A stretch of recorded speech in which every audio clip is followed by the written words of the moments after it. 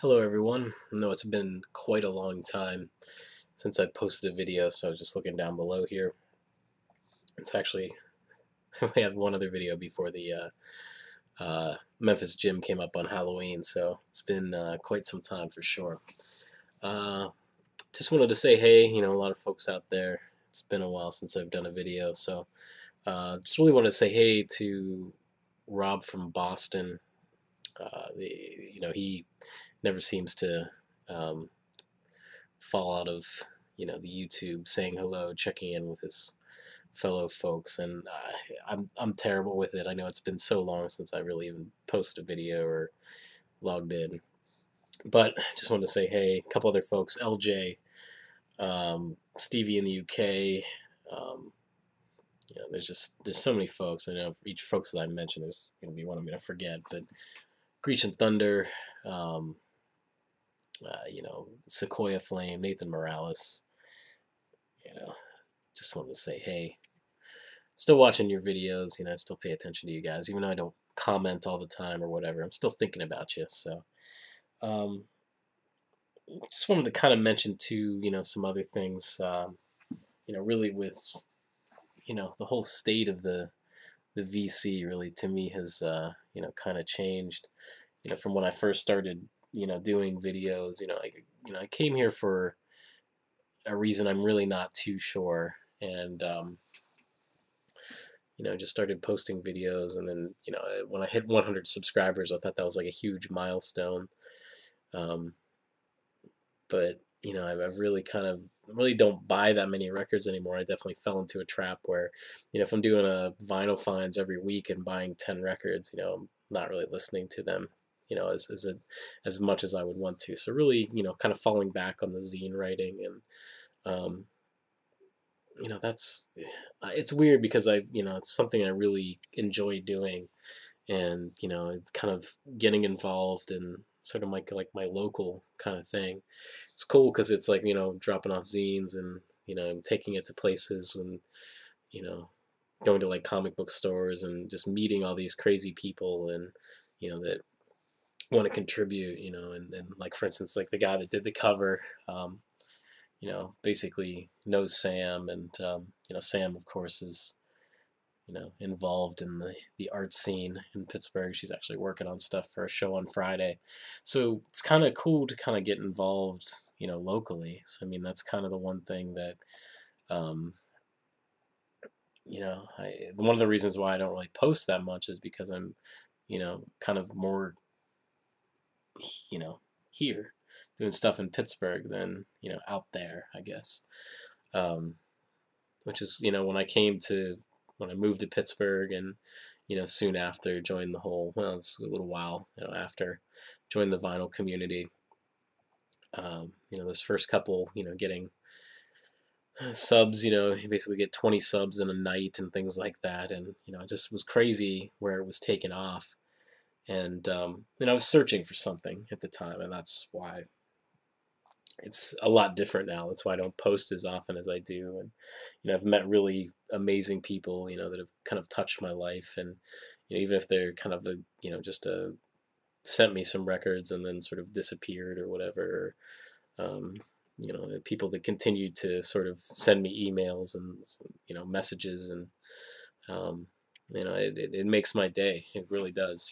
And just kind of discovering all these other things, with David and Anthony is just, a huge part of sort of, all this kind of connecting the dots, basically, for those that, know that story, and, of course, talked about it in the last zine, and, posted some of the songs on YouTube, but, really going from finding a record, just digging a record one day, and to the next thing I know, emailing back and forth, and, it's crazy. It's really crazy how kind of where life goes, and what you find focused on. So I'm really focused sort of locally here now, meeting people, and kind of trying to get something started here. And that's really what no matter what you do online, of course we're on the world stage, as they say.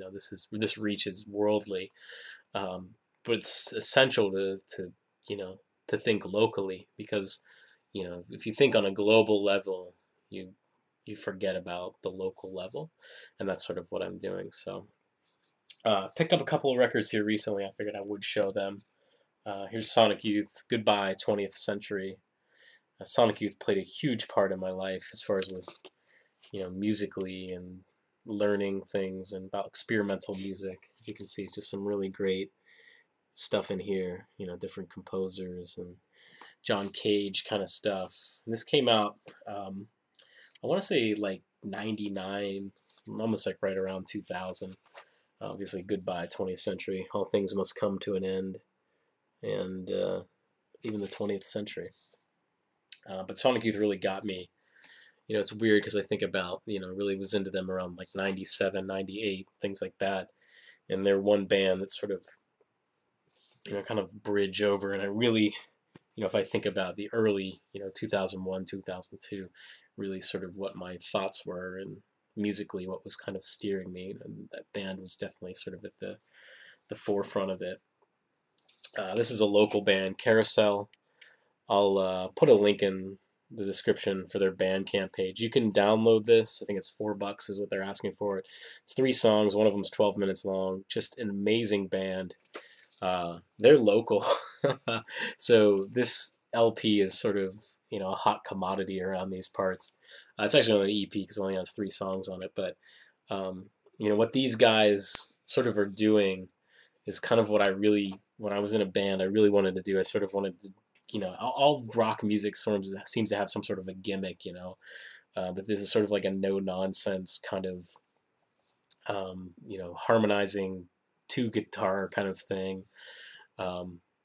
It's weird. It's like to say. I mean, it's like Kiss, but I don't mean that as a derogatory kind of thing. But it's like it's distilled at its simplest form, which is amazing because you have so many people, like if you see local music and you got guys with acoustic guitars and just trying to do stuff with loop pedals and whatever, and it's just it's rock and roll. It's just what it needs to be. So again, check out their Bandcamp. These guys are pretty awesome. I'm gonna see if I can't convince to kind of do something about in the zine, maybe do a little write up about them or whatever.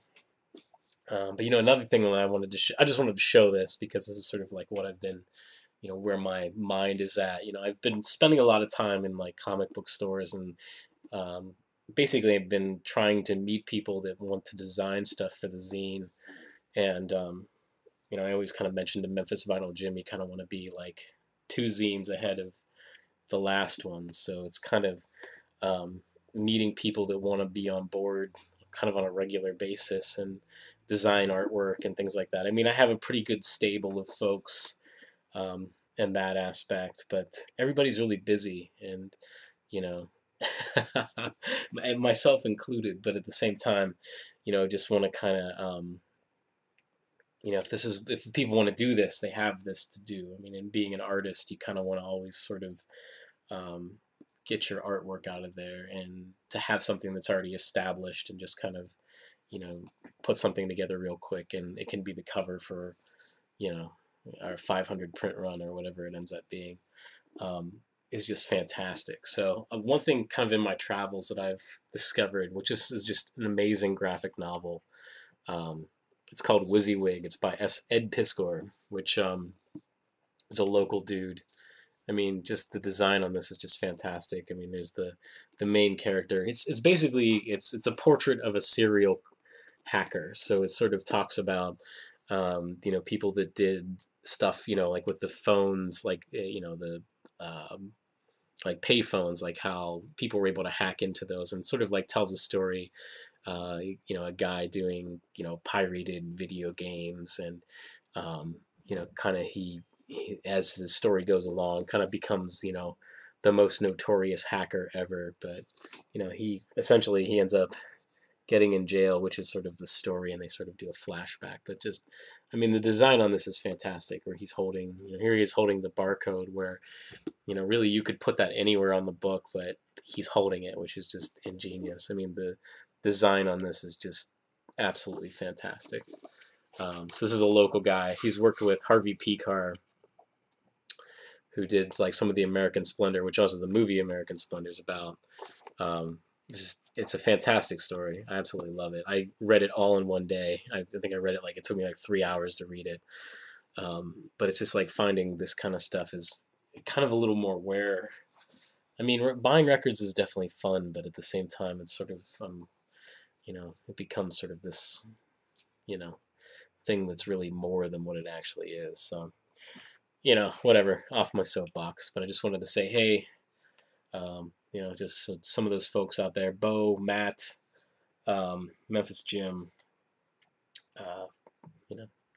hope you guys are all doing well. It's nice to kind of check in with you. Bo, I'm going to go through these here, so I'm going to do another video. And he wanted to see some garage 7 inches, so I figure maybe I'll show those in another video. So take care.